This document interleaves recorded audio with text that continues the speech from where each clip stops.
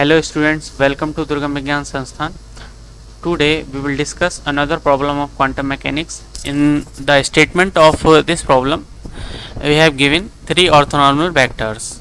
Okay, and ये जो orthonormal vectors हैं ये बेसिकली एक स्टेट फॉर्म कर रहे हैं और स्टेट इस तरीके से दे रखी है 1/√15 phi1 plus 1/√3 phi2 plus 1/√5 phi3.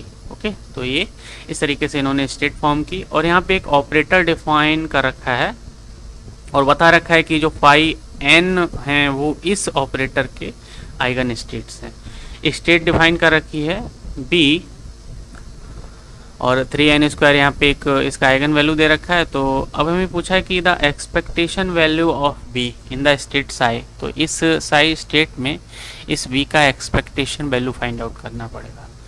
तो सबसे पहली चीज़ तो ये हमें ये देखना पड़ेगा कि ये जो साई हमें दे रखा है ये नॉर्मलाइज्ड है या नहीं है. ओके, तो हम स्टेप बाय स्टेप देखते हैं. देखिए ये साई हो गया हमारा.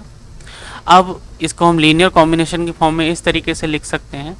ओके, तो लीनियर कॉम्बिनेशन की फॉर्म में हम देखेंगे कि यहाँ पे 3 कांस्टेंट हैं C1 C2 एंड C3.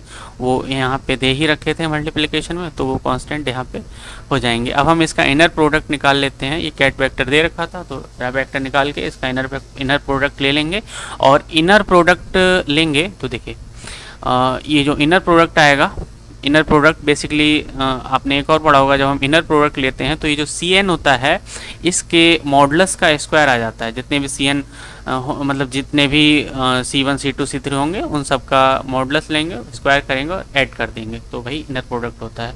तो यहाँ पे वही किया गया है. आप देख सकते हैं जो इनर प्रोडक्ट आया है वो 3/5 आया है.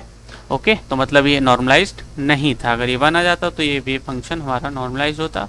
अब हम जो हमारे ऑपरेटर दे रखा था उस ऑपरेटर का हमें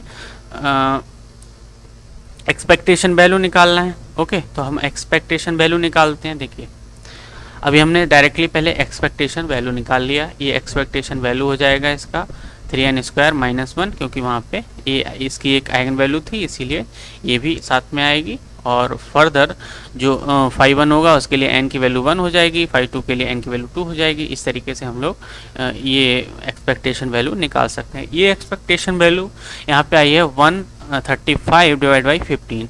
क्या ये सही है? नहीं, ये सही नहीं है. आप सभी जानते हैं कि जो साई था जो हमें दे रखा था वो नॉर्मलाइज्ड नहीं था. जब नॉर्मलाइज्ड नहीं होता है तो जो फॉर्मूला होता है वो ये होता है. जो भी एक्सपेक्टेशन वैल्यू आई है उसको हम इनर प्रोडक्ट से डिवाइड करवा देते हैं. So the expectation value of the operator p is 15. Okay, तो यहाँ पे जो राइट आंसर होगा वो ऑप्शन नंबर C हो जाएगा और इसका जो एक्सपेक्टेशन वैल्यू आया है वो 15 आया है.